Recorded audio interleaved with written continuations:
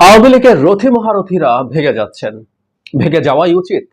কিন্তু এই মাঠে তাদের ভেগে যাওয়াটা আমাদের কাছে একটু হতাশারও, বিশেষ করে যখন শামীম ওসমান সপরিবারে ভেগে যান।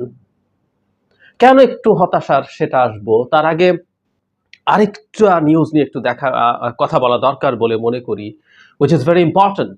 বাংলাদেশের একজন রাষ্ট্রদূত যিনি বিদেশে নিযুক্ত আছেন, তিনি জনগণের দাবির সাথে একাত্ম হচ্ছেন। এটাও খুব গুরুত্বপূর্ণ একটা ইশারা, এবং আমরা আশা করি যারা প্রজাতন্ত্রের কর্মচারীরা আছেন, যাদেরকে আমরা সরকারি কর্মকর্তা কর্মচারী বলি, তারা এই সরকারের সাথে সহযোগিতা করা থেকে দূরে আসবেন। এটা অসহযোগিতার ডাক আছে। বাংলা আউটলুক বরাবরের মতো এই দুটো রিপোর্টই, শামীম ওসমানের ভেগে যাওয়া এবং এই রাষ্ট্রদূত যে স্ট্যাটাস দিয়েছেন সেটা নিয়ে নিউজ করেছে, খুব চমৎকার নিউজ। বেলজিয়াম ও ইইউ নিযুক্ত বাংলাদেশি রাষ্ট্রদূতের শোষিতের পক্ষে অবস্থান। বাংলাদেশ সময় শুক্রবার সন্ধ্যায় যিনি রাষ্ট্রদূত আছেন, ওনার নাম হচ্ছে মাহবুব হাসান সালেহ। 9 সেপ্টেম্বর, উনি 2 আগস্ট সন্ধ্যায় লিখেছিলেন, 9 সেপ্টেম্বর 1973 আলজেরিয়ার রাজধানী আলজিয়ার্সে অনুষ্ঠিত চতুর্থ জোট নিরপেক্ষ সম্মেলনে জাতির পিতা শেখ মুজিবুর রহমান তার ভাষণে বলেছিলেন, বিশ্ব আজ দুভাগে বিভক্ত, শোষক আর শোষিত, আমি শোষিতের পক্ষে। বাংলাদেশের রাষ্ট্রদূত দ্বিতীয়বার লেখেন, আমি শোষিতের পক্ষে। আমরা বুঝতে পারছি উনি এটা যখন লিখছেন এটা খুবই গুরুত্বপূর্ণ। শুধু বেলজিয়াম না, উনি ইইউতেও বাংলাদেশের রাষ্ট্রদূত হিসাবে নিযুক্ত। যদিও মুজিব শোষিতের পক্ষে ছিলেন, সেটা ক্ষমতায় আসার পর আমরা আসলে আর দেখি নাই, সে আরেক আলোচনা। কিন্তু যখন রাষ্ট্রদূত এই কথাটা লিখছেন, এই মুহূর্তে বাংলাদেশের শোষিত বা মজলুমকে, সেটা আমরা জানি, এবং তিনি তার অবস্থান পরিষ্কার করেছেন। আমরা তাকে আন্তরিকভাবে মোবারকবাদ জানাই, এবং এটারও একটা গুরুত্বপূর্ণ ইম্প্যাক্ট আছে, আমি ভিডিও শেষ দিকে এসে বলছি। বাংলা আউটলুকের যে নিউজটা সবচেয়ে গুরুত্বপূর্ণ, তার আগে একটু বলে রাখি, আরেকটা নিউজ সোশ্যাল মিডিয়া ছড়িয়ে পড়ছে, জনাব ফজলে নূর তাপস, উনিও দেশ ছেড়ে পালাচ্ছেন।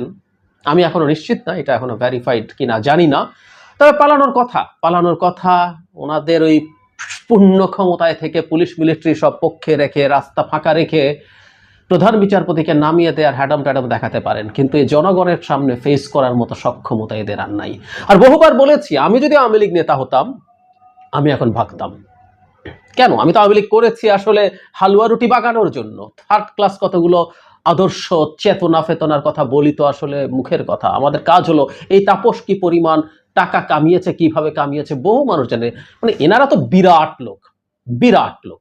শুধু আওয়ামী নেতা না, শেখ পরিবারের সদস্য, তাদের বুঝিত পাড়ার টাউট বাটপাড়রা কোটি কোটি টাকা কামিয়েছে। তো সবার ভেগে যাওয়াই জেনুইন। আমি পাড়ার টাউট হলেও পালাইতাম।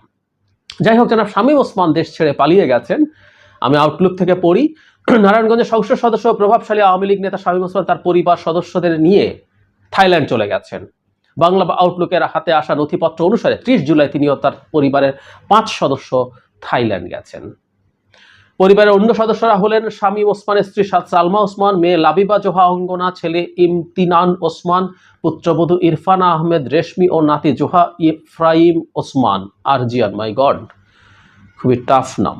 যাই হোক, তারা ভেগে গেছেন। এর আগে অবশ্য 2-1 দিন তাকে একটু কথা বলতে শুনেছি। মানে বিরাট সাহসী, মানে নিজ এলাকায় একরকম রাজত্ব চালানো, নিজ এলাকায় যাকে তাকে পেটানো, শুধু না যাকে তাকে খুন করেও যার কিছু হয় না। আমি তোকে হত্যার কথা বলছি, এই পরিবার করেছে, কিছু আসে যায় না। এবং এই পরিবারের দায়িত্ব নিয়েছিলেন স্বয়ং প্রধানমন্ত্রী Sheikh Hasina. Can you remember? সংসদে এত প্রতাপশালী একজন মানুষ ভেগে গেলেন। উনি তো খেলতে চেয়েছেন, ওনার খেলা হবে, মানে রাজনীতিকে নোংরামিতে পরিণত করার লোক। এবং এই নোংরা স্লোগানটাও শুধু বাংলাদেশ না, এটা পশ্চিমবঙ্গেও ছড়িয়ে গিয়েছিল, খেলা হবে। এবং তার সাধারণ সম্পাদক সকাল সন্ধ্যায় খেলা হবে এর কথা বলেন। প্রশ্ন হচ্ছে, চলে গেলেন কেন তাহলে খেলা ছেড়ে? এত প্রভাব, এত প্রতিপত্তি, এত হ্যাডাম আপনার, একটু খেলতে থাকতে। জনগণ আপনার সাথে খেলতে চেয়েছিল, জনগণ যে কয়েকজনের সাথে স্পেসিফিকলি খেলতে চেয়েছে, এর মধ্যে কিন্তু জনাব শামীম ওসমান আপনি একজন। জনগণের সাথে একটু খেলা, একটু দেখতাম আপনি কত খেলতে পারেন, কত খেলোয়াড়। ওই যে বললাম, নির্বিচারে খুন করতে পারে এমন একটা পুলিশ বাহিনীকে রেখে, নির্বিচারে খুন করতে পারে এমন একটা ছাত্রলীগ, যুবলীগ, আওয়ামী লীগকে রেখে এসব কথা বলা যায়? খুব ক্লিয়ারলি দেখা গেছে। আগেও পালিয়েছিলেন আপনি, আমরা দেখেছি। আপনাদের পালানো সুখকর হবে না, সেটা নিয়ে আরেকদিন কথা বলবো, আরেকবার কথা বলবো। তবে হ্যাঁ, পালানোই স্বাভাবিক, পালানোই স্বাভাবিক। এদের তথাকথিত সাহস টাহস কি আমরা খুব ভালো মতো জানি, খুব ভালো মতো জানি। এবং যে ভিডিওর কথা বলছিলাম সেখানেও অতি কিউ কিউ করে করা করবে বলি না আমরা, যে একেবারে মিউ মিউ কিউ কিউ করে কথা বলছেন, ওখানে দাস ছাত্রদের প্রতি অ্যাপিল জানাচ্ছেন, তাদের বাবা মাকে বলছেন ঘরে নিয়ে যাওয়ার জন্য। এবং বিকল্প কি আছে? ঠিক আছে সরে যাবে শেখ হাসিনা, তাহলে বিকল্প কি? ওই তৃতীয় শ্রেণীর কথাটা। এসব প্রশ্নের জবাবও দেওয়ার কোনো প্রয়োজন আছে বলে মনে করি না। আবার বলা যায় না, কথাটা নিয়ে বলতেও পারি। যাই হোক, যাই হোক, ওনার সাথে আমাদের খেলা আসলে হবে, এখানে হোক, দেশের বাইরের মাটিতে হোক। দেশের বাইরেও বাঙালিরা আছে, বাংলাদেশিরা আছে, তারা তার সাথে খেলবেন নিশ্চয়ই। যে কথাটা বলছিলাম, দুটো ঘটনার খুব গুরুত্বপূর্ণ ইম্প্যাক্ট আছে। যে রাষ্ট্রদূত তার পক্ষ পরিবর্তন করেছেন, উনি সাহসের কাজ করেছেন, উনি জনগণের সাথে এসছেন, জনগণের সাথে উনি তার অবস্থান জানিয়েছেন। সাহস সংক্রামক, সাহস সংক্রামক। সুতরাং আমরা এক্সপেক্ট করব প্রজাতন্ত্রের অন্য যারা কর্মচারীরা আছেন, আমাদের যাদেরকে আমরা সরকারি কর্মকর্তা কর্মচারী বলি, তারা সরকারি কর্মকর্তা কর্মচারী নন, তারা প্রজাতন্ত্রের কর্মচারী। সুতরাং এই সরকার যখন অন্যায়ভাবে যা তা করতে চায়, তার পক্ষে দাঁড়ানোর কোনো দায়িত্ব তাদের নেই, বরং সেটা পালন করা তাদের অপরাধ। তাদেরকে এই কারণে জনগণ বেতন দেয় না। সুতরাং সময় আছে এবং আমি আশা করি তার এই সাহস সংক্রমিত হবে। আবার শামীম ওসমানের যে জিনিসটা খুব ইম্পর্টেন্ট, বা যারা তাপসও যদি পালিয়ে থাকেন, ভয়ও কিন্তু সংক্রামক।